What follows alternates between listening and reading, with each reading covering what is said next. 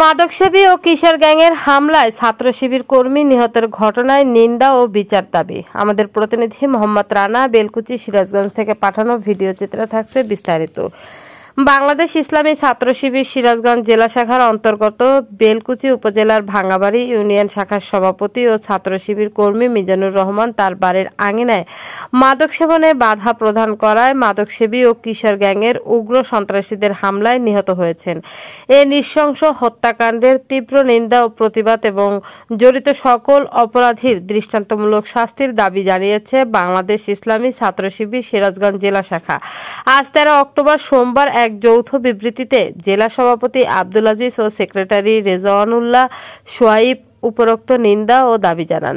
বিবৃতিতে নেতৃবৃন্দ বলেন, গেল 8 অক্টোবর বুধবার সকাল 9টার দিকে কিছু মাদকসেবী ও কিশোর গ্যাংয়ের সদস্য মাদক সেবন করাকালীন মিজানুর রহমান তাদের বাধা প্রদান করেন। এতে তারা ক্ষুব্ধ হয়ে স্থান ত্যাগ করে।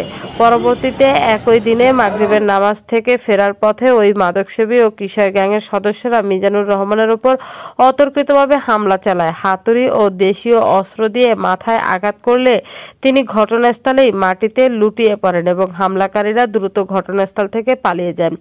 গুরুতর আহত অবস্থায় মিজানুর রহমানকে প্রথমে সিরাজগঞ্জ সদর হাসপাতালে ভর্তি